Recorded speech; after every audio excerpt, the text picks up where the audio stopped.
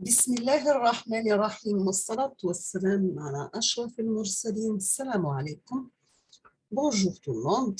Aujourd'hui, on va voir ensemble, toujours avec les capteurs intelligents, on va voir le capteur de proximité. Donc, un projet de capteur intelligent, le capteur de proximité. Nous avons comme introduction que l'industrie automatique exige l'utilisation des capteurs en tant que pourvoyeur d'informations. Qu'est-ce qu'un capteur maintenant? Nous avons toujours une entrée qui peut être une grandeur physique qui passe à travers un capteur. À la sortie, on passe à la partie traitement et comme sortie, on aura une grandeur mesurée. Quels sont les types de capteurs? Nous avons 3 types de capteurs. Ça peut être des capteurs actifs, des capteurs passifs ou bien des capteurs intelligents. Qu'est-ce qu'un capteur intelligent maintenant? Nous avons un système qui est composé de plusieurs sous-systèmes. Vous avez la mesurande accompagnée des grandeurs d'influence qui passe à travers un capteur après un conditionneur ou bien amplification. Les deux sorties sont passées à travers un convertisseur analogique numérique. La sortie du capteur analogique numérique passe à travers organes de calcul interne. Vous avez bidirection avec une interface de communication et bidirection avec le bus. Vous avez comme fonctionnalité principale qu'il est auto-adaptabilité. Il a une auto-adaptabilité. Nous avons aussi le remplacement des données manquantes. Remplacement des données manquantes. Avec précision et validation des mesures.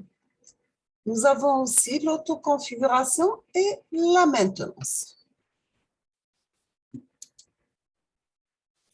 Pour notre capteur de proximité, le HC SR04, il a une transmittance pour les signaux ou bien les ondes ultrasoniques, une tension d'alimentation VCC à plus 5 volts, le TIG input pin, G1D la masse connectée à 0 volts ou bien la masse, écho, c'est la sortie pin. Nous avons aussi nous avons l'émetteur pour les ondes ultrasoniques et un récepteur pour les ondes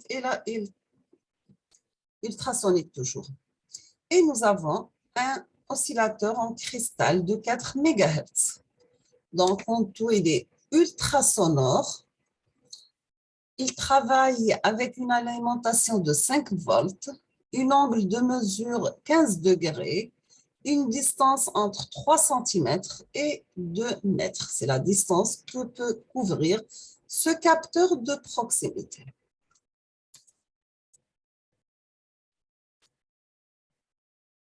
Donc, pour son principe de fonctionnement, on peut avoir notre vitesse du son, 340 mètres par seconde, multiplié par le temps aller-retour du son, le tout divisé par 2. Pour la partie branchement plus matériel, nous avons besoin d'une carte Arduino Uno, résistance, un buzzer plus LED, notre capteur de proximité, le HCSR04, un écran LCD,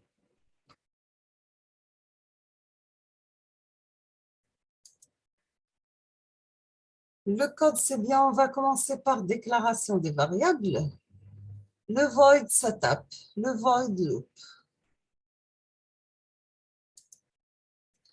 Comme conclusion, on peut conclure qu'elle a des performances assez précises, un coût abordable, facilité de le mettre en œuvre, D'accord?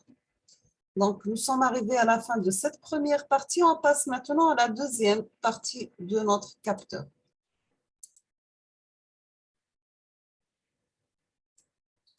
Donc, toujours avec le capteur de proximité, on va voir un autre mini-projet.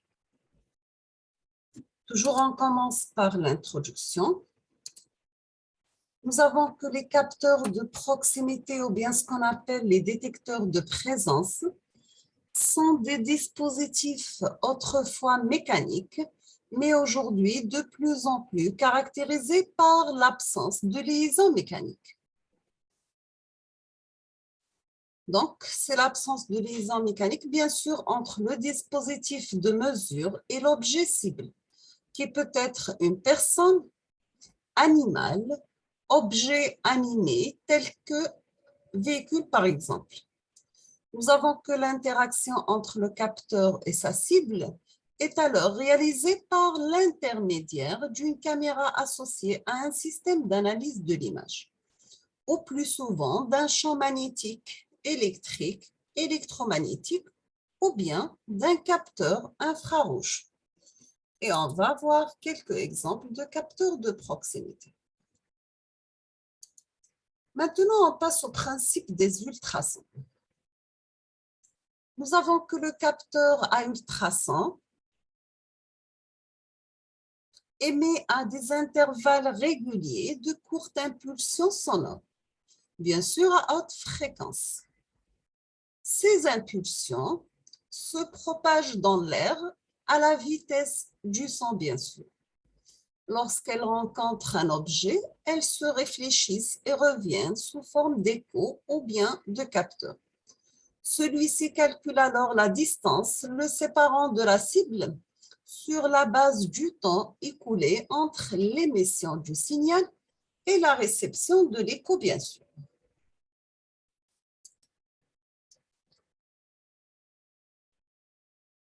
Donc, vous avez l'émission d'une impulsion, une seule impulsion sound. Deuxième étape, c'est réflexion. Troisième étape, c'est la réception d'écho. Voici un exemple de détection d'obstacles. Quels sont les lieux d'utilisation de ces capteurs? On peut les trouver dans les téléphones portables, dans les voitures, dans les robots, etc. Maintenant, on va savoir comment définir le principe de détection.